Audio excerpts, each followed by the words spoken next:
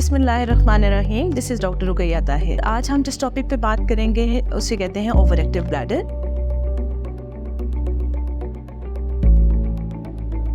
जिसको आम अल्फाज में हम कह सकते हैं कि मसाने के पट्टे का बहुत ज़्यादा असहास हो जाना या मसाने के पट्टों का शिद्दत इख्तियार कर जाना।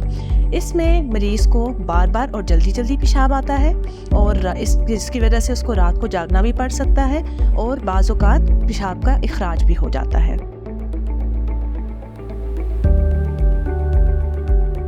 ओवर एक्टिव ब्लैडर को लेबल करने से पहले हमें इस बात का तयन कर लेना चाहिए कि मसाने का ऑलरेडी कोई प्रॉब्लम मौजूद नहीं है, जैसे कि पेशाब में का इन्फेक्शन होना, मसाने में रसोली का या पथरी का मौजूद होना, क्योंकि इन बीमारियों की अलामात भी बिल्कुल ओवर एक्टिव ब्लैडर जैसी होती हैं। अब अगर इसकी बात की जाए कि हम इसको तशख़ीस कैसे करते हैं, तो सबसे पहले हम मरीज़ से डिटेल्ड हिस्ट्री लेते हैं। फिर उसके बाद हम मरीज़ को कहते हैं कि 3 से 7 दिन के लिए एक डायरी मेंटेन करें, जिसमें उसमें पेशाब का वक्फा कि कितने टाइम के बाद कर रहा है और अमाउंट ऑफ यूरिन क्या है।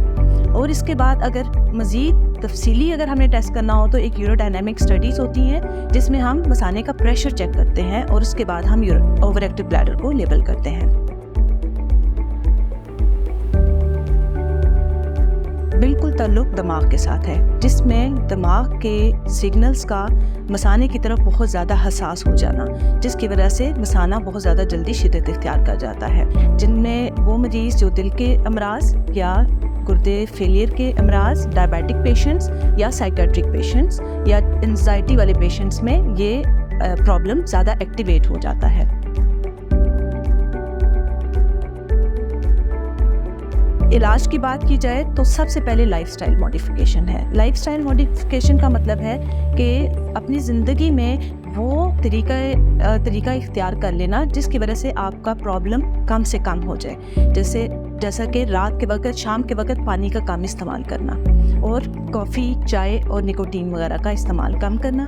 वज़न की कमी की वजह से हम अपने बहुत से प्रॉब्लम्स को ओवरकम कर सकते हैं। इसके अलावा हम डायबिटिक पेशेंट्स में जिनमें ये प्रॉब्लम ज़्यादा शिद्दत इख्तियार कर जाता है, अपनी डायबिटीज़ को कंट्रोल करें। इसके अलावा हम पेल्विक फ्लोर एक्सरसाइजेस, जो कि आप यूट्यूब से कहीं से भी हेल्प ले सकते हैं, उससे हम मसाने के पट्टों को मजबूत करते हैं। फिर भी मरीज़ की अलामात कम नहीं हो रही होती तो फिर हम मेडिकल थेरेपी की तरफ आते हैं, जिनमें हम ऐसी मेडिसिन देते हैं जिससे मसाना रिलैक्स रहता है। मेडिसिन की वजह से भी अगर ओवरकम नहीं हो रहे होते तो फिर हम सर्जरी की तरफ या इंट्रावेसिकल बोटॉक्स होते हैं, जिसमें मसाने के अंदर इंजेक्शन लगाए जाते हैं और मसाने को रिलैक्स किया जाता है। और फिर मज़ीद शदीद सूरत हाल में हमें सर्जरी का भी ऑप्शन लेना पड़ता है। मैं उम्मीद करती हूँ कि मेरी इन मालूमात से आप बहुत ये फ़ायदेमंद साबित हुई होंगी।